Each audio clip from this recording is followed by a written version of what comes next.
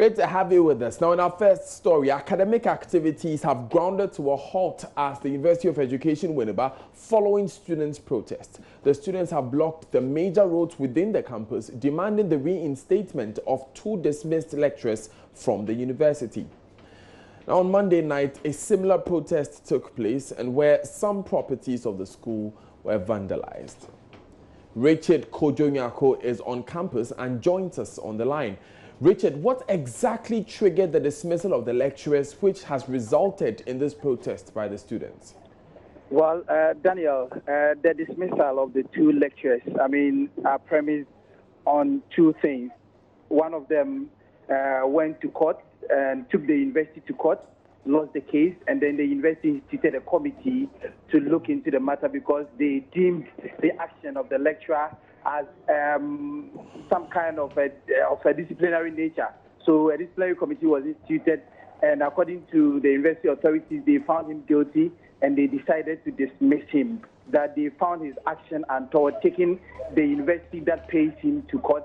It contravened the EEW Act, and so they decided to dismiss him. The other 2 was asked to hand over all the university property that are in his possession, and then they were summarily dismissed. And so that is, what has necessitated all of that is going on campus.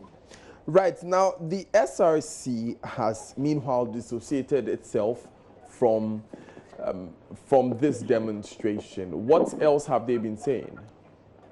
Well, the students disagree with the SRC's position. They feel that they all fall under one umbrella called the SRC, and so the SRC, they feel, is incompetent, has taken some sides with the university authorities, and they are preventing justice from being done. And so that is why the students are here in their numbers at the frontage of the University of Education administration. Occasionally they will hoot at any university official that will come. They are chanting war songs. The police are here in their numbers, preventing them from doing any harm or causing any damage. And so I can count up to about 30 policemen, and they are still calling for reinforcement. At the moment, the university officials, plus the Omahine of the Winneba Futu traditional area, and then the UTAG national executives are locked up in a meeting at the university's administration block. And so we are waiting for the outcome of the meeting, what they will come out with. But the students are saying that they are not going to leave the frontage of the administration until they recall the 2 dismissed lecturers from their department and from the university. So, Richard, what's the situation on the school campus now? Well, the students, a lot of them are clad in red. Others are wearing red armbands. They are singing and chanting war songs. And that is basically what really has been happening. In the morning, they started these protests very early in the morning. They went to one lecture theater, from one lecture theater to the other, and they disrupted all the lectures that were going. And so the lecturers decided to stop lecturing. And so that is how come the academic activities have grounded to the hall. So I can count up to about 300 students that have converged here, and they are trying to convince other students to join them in protest. All of these things have started, came about because, there is history to this. That the MP for this area, Fenyomakin, people believe that he supported the current Vice Chancellor who is there. But now there is a bit of bad blood between the 2. And when I inquired, it was about procurement and then the tendering of contracts. And Fenyomakin wants the dismissal of the VC because the VC is not listening to him and has sacked these 2 university lecturers because they feel that when he was the pro-vice chancellor and Professor Avoke was there, he criticized Professor Avoke, even to the extent of taking some documents from the university to drum home his case. So now that he's come, he's also doing the same thing Professor Avoke was accused of. Right. Thank you very much, Richard Kojonyako, for that update. We'll be coming back to you when the situation changes. But the Bank of Ghana in November 2018 has revealed that more than 200 microfinance institutions and savings and loans companies were distressed and unable to either pay up returns promised clients or in some cases even pay up the principals of their customers. This situation has left many customers of the troubled financial institutions in dire situations. In this story, Nancy MFA Chwadosi speaks to one customer of Gold Coast Savings and Loans who narrates how she has had to beg for food to feed her family. Pardon me, this is Goldman Savings and Loans. Long before Amma Adobia's difficult situation, she was operating a drinking bar in this kiosk, made of bamboo. Though life was not at its best, Amma and her husband could at least afford a 3-square meal for the family. Within a year of operation, Amma and the husband had managed to raise 2,000 Ghana cedis, which she invested with Goldman Savings and Loans. Na medibia sene nkola na me so medibi aboa me so me ntimi ko nso ko adwuma ba kakra obenya no na ye boa no ana enya asaska no sika segna 20 million. That's 2,000 Ghana cedis. My husband and I worked so hard to save 2,000 Ghana cedis. Life has been tough ever since the bank decided not to pay back my money. Until 15th no so ye no na me koi say me kwa akodi sika na omo je papers na omo ye photocopy na omo de to ho omo wura ha na omo apie omo wura ha na omo apie omo wura ha na omo apie nti ho no ba say sika ni ho. Amma is frustrated. For now, she lives in this uncompleted story building. She's been living in this structure for the past 2 weeks after she was evicted from her rented single room.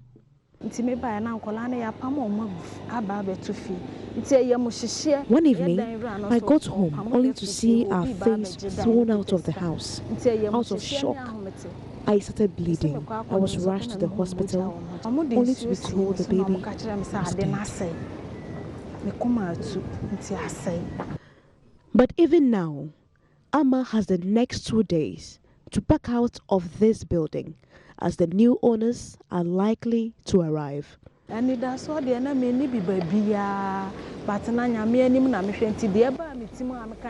didn't have hope. We spent the entire night at the bar.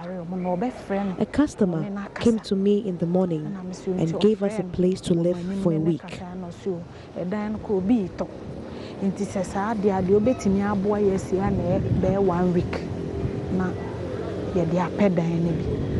Her 3 children have been sacked countless times for non-payment of school fees. Today, they are in school because Amma went to plead. Sister be ye aduane wo ye nche nti ono na e wo ho a ti se omo fi school ba se ya na makoso a kire na bi wo ho na wo free me aduane bi e na enkola no. Often, I have to go beg food from food vendors for my children. I have to also go to their school and beg teachers and their headmasters to allow my children to stay in the classroom. She just needs her money back.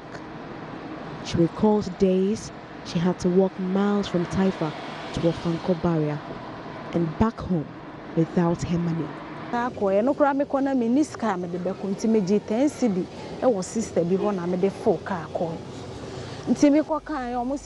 There was this day I had to borrow 10 Ghana cedis from a friend just to go to the savings and loans company to go and take my money because they called to assure me of payment. I got there only to be turned down again. How was I going to go back home? I cried at the bank. I had no choice. I had to walk from Ofanko barrier to Taifa.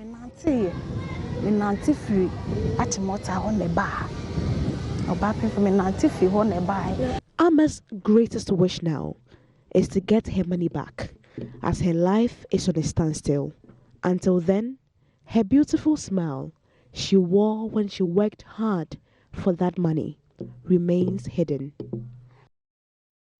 Meanwhile, we have contacted the Goldman Savings and Loans. They say though the company is facing liquidity challenges, they were working to help pay Amma's money back.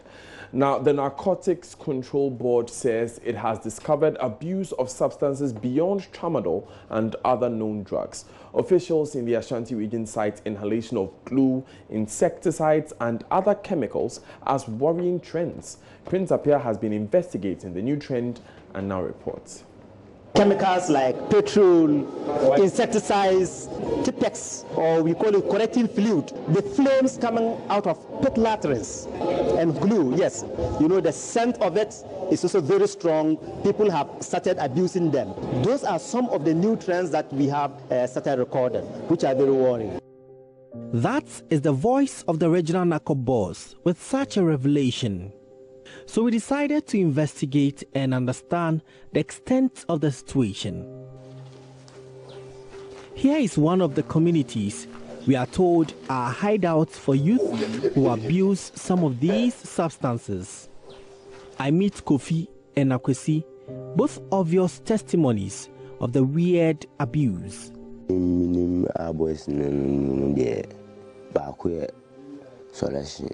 Super glue, yeah, this one bag way. And down where sachets and Otta and also a daisy. But I'm more this metric India, metric selection in the I am to be a manum sang as well. So, what is his motivation? Yeah, drivers meet in the Menoma. Media Jumapa as an Missia, Russia passengers, no, one, Basana, White and then Russia passengers, na Mako Junior, one, Mako Ju be back and in a bag, no other for Cano, as you meet in Goa and wire door, that will free to me. So we find out how tedious his work is. For Kofi, however, his immunity to these challenges goes high when he is on glue. Selection in the 20 year, I'm on a Ubius Kakla. And the Opeso Tria Ubius Kakla, Atria Kumua, say, well, it's here, was a catastrophe. What you want me Kakla? There's a own never real. Sir, then the older number. Do you have since that was our train? Akwesi's experience is different. So that's an idea. We can't nanti ne bejao. Tizama mafo no ma moto sonia mano mukwechi mana. Omne twetwem bi mi hu se una me wia no so kra onte se wie de ebo. Tenede unya twea. Sadi ne kuta na so koton onfa ho ne awia. No so ku streets. It is obvious that the abuse of these substances are assuming worrying levels. The solution is the intimate mount na faako eno beja ananti baby unsusu be duro okra no ogun so waduro ukoni pem susu a onfele obia ba tramo no de unyanom pe na mo akoe ni pe bi se why slow utna se aso na ubuku ma so chese wada no se we nya bi na se otwa se na hona musie mu I said the malaria achoro. That's how will be the devil. I have come to this shop close to one of the communities where glue abuse is prevalent. The owner confirms demand for and patronage of glue has gone up in recent times. Your sizes, you can see medium name, millionaire. I get one now or Momentato. I get one a day. At least best 7 and 10 days. You get to apply 4 cities, and I can say I got 6 cities. I have almost so let's in the almost by meaning so the almost some talk or channel, some talk. Head of Herbal and Food Supplement at the Food and Drugs Authority, Emmanuel Yao Kwating, explains the authority has no mandate to regulate the use of such substances. Glue no nya dia FDA ye kan say ye regulating en kan ye nema ho na mom ya nya te say e ha nipa adwene je ye betimi abo ho dawuru but say ye ntimi ye nhihye ye pin fa glue ho fi say enye nema FDA ye regulate. Regional Deputy Unit Commander of Narcotics Controls Board, NACOB, Ishak Bakuri, says it will require legislation to empower the board to step in. In the case of substances like that, it becomes very difficult for the Narcotics Control Board to control. But I would have wished that some provision should be made in that law that will empower Narcotics Control Board to also enforce the abuse of these drugs that we're talking about. So until the states take the bull by the horn and help address these challenges, the country will continue losing the youth to these substances. My name is Prince Apia, reporting from Kumasi. Now, some suspected gangs of youngsters are tormenting residents and burgling houses in broad daylight and at Buban in the Ashanti region. With attention and response by relevant security agencies, young men are set to provide stopgap measures to the problem. Mahmoud Mohammed Nuruddin reports.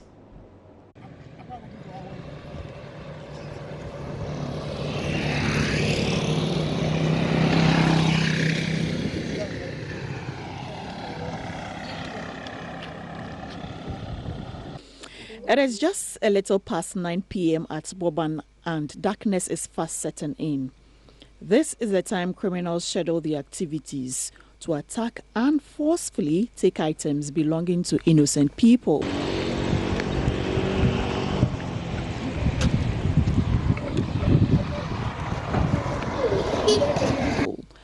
Abdul Rahman Issa is a victim of these attackers on 4 different occasions. I confirm with you there 4 times. First one, if you my items have been stolen for about 4 times. The first one occurred when I returned from work, tired, and went to bed. We woke up at dawn and could not find our 3 phones. The thieves had cut through our window and taken the phones away. In the second incident, they stole our bag. And the third one, they stole my wife's items. Theft is very rampant here.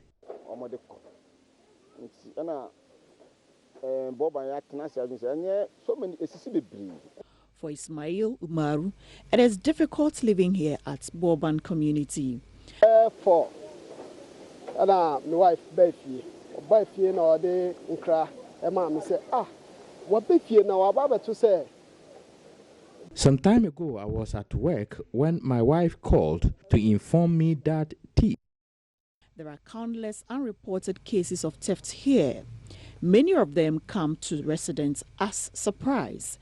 In a move to combat crime in the community, these men have volunteered as neighborhood watch committees to beef up security in the area. The security situation in the whole country, as I would say, the police alone cannot do the work unless they have assistance. That is why Neighborhood Watch Committee is formed to assist the police in combating crime. Our main job is to combat crime. They will not be effective if we don't support them. The committee will have to support them. Then they will help all of us to become very effective security tool in the area. I've warned them. Let me be quick to say this. I've warned them. This is not a political party platform. I've warned them seriously. These men will be working with the police service to identify and arrest any suspected criminal in the area.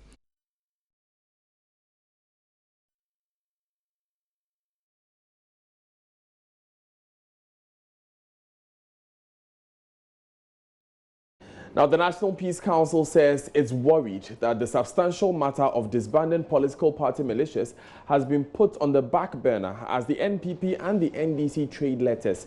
It's been 3 weeks since President Akufo-Addo directed his party, the NPP, and the opposition NDC to meet and find ways of disbanding their militia groups. But what has happened so far is only an exchange of letters between the 2 parties. Chairman of the Peace Council, Right Reverend Emmanuel Asante, expressed concern about the development in the following interview with my colleague Bernice Abobe-Dulanta on News Desk a while ago. Once the 2 parties have agreed Since that time, we have also received a letter from the president, a letter that everybody knows, suggesting that the two parties themselves, should be able to meet without arbiters. We have already written to the NDC and also to the president, indicating our preparedness, our readiness to mediate, should it become necessary for that to be done. At the moment, it seems to me that, we are trading letters. Whilst we're doing that, the issue is not being addressed. We are very much concerned about that. And the NPC is ever prepared. We are ever ready. We will do the best that we can covertly to try and see if we can get the two agree on something that will enable us address that issue. There are so many things that we cannot discuss in public that we have in mind that we are seeking to do covertly. Some of these things, it's not a matter of discussing such things in public before you go to the elders and all that. So we are concerned as you are, and we want to get it going. We will do the best that we can to address the issue. You already know that even before the Ayawaso Ogon issue, the Peace Council, together with the NCCE, EDD, had already conveyed a meeting involving the various political parties. Exactly. We have dealt with the issue. We were going to issue a document and send the report to the president on the basis of some of the studies that have been conducted by CDD. You know that at that meeting, I think your representatives were there, and some of your representatives even made comments and all that. So it's not the first time we are dealing with it, and we are not just talking about it because everybody is talking about it. We started talking about this a long time ago, and we will continue to do the best that we can to see what can be done. Right today, I'm very much aware that the Aiming Short Commission has it's finished its job. They'll be writing their report. We'll be very much interested to see what they come up with and bring all these things together to try to see whether something couldn't be done to address this political militia and or whatever name you want to give it to. So as far as we are concerned, we will do the best that we can covertly or overtly to try and facilitate sort of a dialogue that will enable us address some of these issues. Unknown to a lot of you, 2012, the Peace Council, together with some groups, some people calling themselves machos or vigilantes for peace, worked together to try as much as possible, even to talk to the very people who were involved in these matters. We did it covertly, unknown to the public, so that people will not use their strength and those kinds of things to promote violence. But we'll continue to work. We'll do the best to use all the facilities available to us and whatever we can do to ensure that. Now, Joy News' latest investigative piece, Militia in the Heart of the City, is generating lots of discussions in many parts of the country. Let's look at some websites that we have been picking, and GhanaWeb.com has this. There's truth in Manasseh's DI Militia investigation, Kennedy Japan, NPP MP speaking there. Graphic.com has a video. Joy News Militia documentary misleading government speaking there. Soldiers have not cleared the I Militia from Osu Castle. This is from Ghana Air Force. Peace FM Online also carried that story. There's truth in Manasseh's DI Militia investigation. This is that same interview that Ghana Web had earlier of Kennedy Ejapong. And this is what is happening mainly with news portals here in Accra. But how about the other regions? Let's go to the Ashanti region. Love FM's Erastus Asaridonko has also engaged some residents there. Conversation is still about party vigilantism, what they know so far, how they feel about it, the disbandment and all, how they think it can be done. One thing that struck me most in the Manasseh's expose was that there was this guy, I don't know if it was the commander of the group. He came out to say even the president asked about us, and he also comment us for the work they are doing, which is very bad. We came out to say we should disband it. Now, why? We can disband it, but I think what is also very important is education. Trying as much as possible to educate the Zongo youth and creating employment for them, more or less, yes. Mm-hmm. And then the recent discovery of people within the castle who were, engaging in military training and all that. Have you heard it? What do you make of it? I've heard it, and even though I lean a bit towards NPP, but I think this time it's very wrong for them to have done something like that. Yes. The solution is not about asking them to stop whatever they are doing, but it's much about joblessness. If they are in a company and they are running on a shift, you have to go like work here 8 hours in a day. They will not get time to go to gym to get a very nice body, let me put it that way, nice body to threaten other people. It will just die off itself. It will just die off. So it's much about joblessness. So the government say we should deband it, but recently this Manasi video also let us think otherwise. So it means the top hierarchy in the country, they want to meddle with our lives. Because just party issues, then we will give macho men beatings, people and other things. So I think they should do the best to have a remedy to that. Is it for the benefit of the country or for the benefit of the party? And even if it's for the benefit of the party, because it could be for the benefit of the party and for the benefit of the country. But we have to put the country first before the party. You think we have to disband them? Now, like you said before, when it comes to the party vigilantism, I'm not sure if they are interfering with the job of the police or the military. But if they are, then I think they should disband them. Away from vigilantism, the Attorney General Gloria Ekufu has justified an amount of 67 million cedis paid construction pioneers as judgment debt in 2015. Madam Ekufu told Parliament's Public Accounts Committee that the payment was effected following due process. The transaction is captured in the 2016 Auditor General's report as lacking cabinet approval.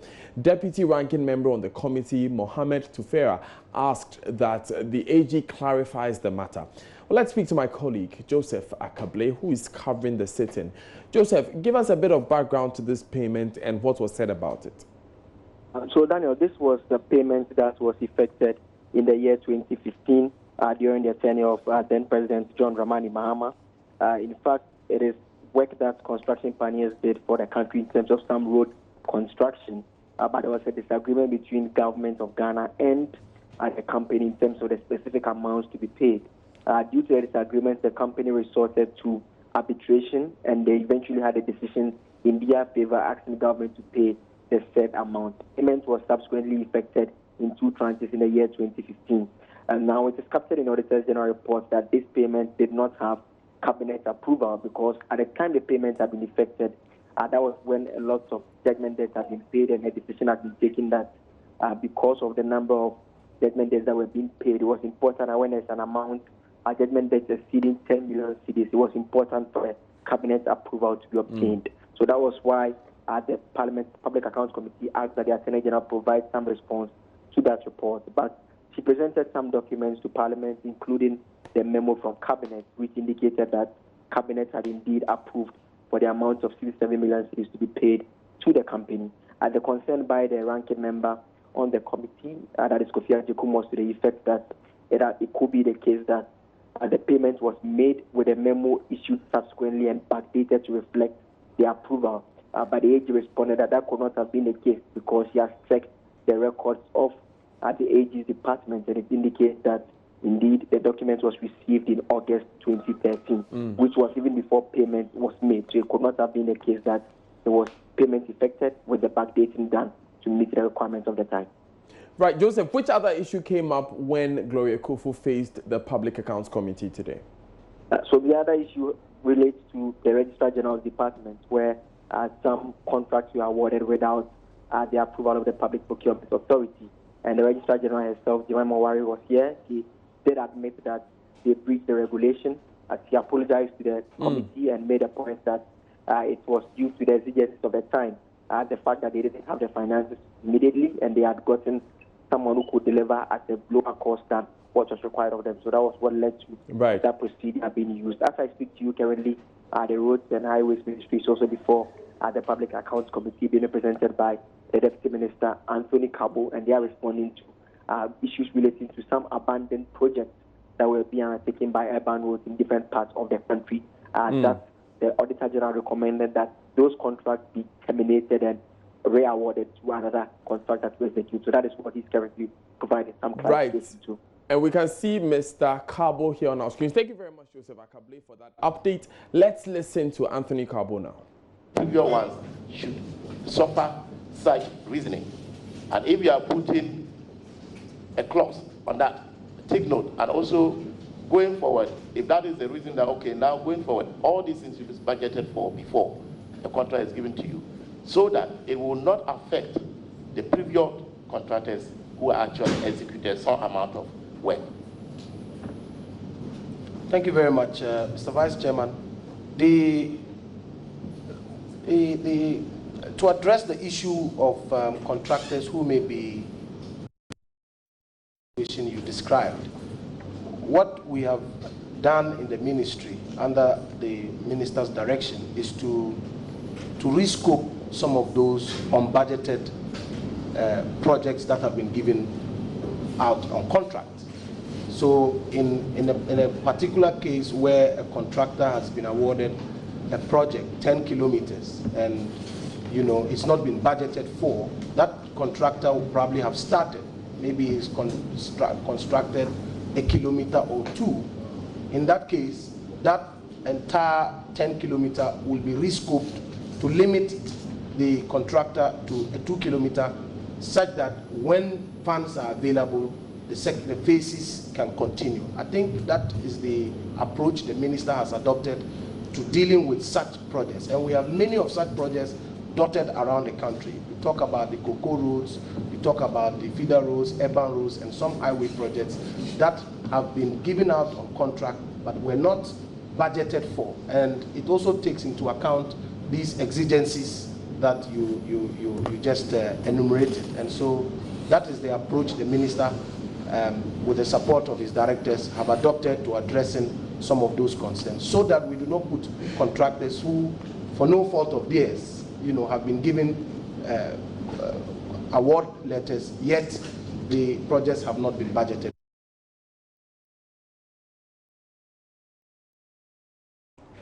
You're still live on Joy News today with me, Daniel Daz. And on a sad note, former chairman of the opposition National Democratic Congress, NDC, Dr. Kwabena J, has passed on. Popularly referred to as Wayo Wayo, he is said to have died Tuesday morning at the Greater Accra Regional Hospital in Accra. Sources said he has not been well for some time now. Now, born on March 9, 1943, Dr. Kwabena J is credited with several unique achievements as an executive appointee and an NDC party man from 1987 to 2019. It was during his supervision as NDC chairman that the NDC returned to power through election 2008, which was marginally won by the late president, J.E.A. Mills.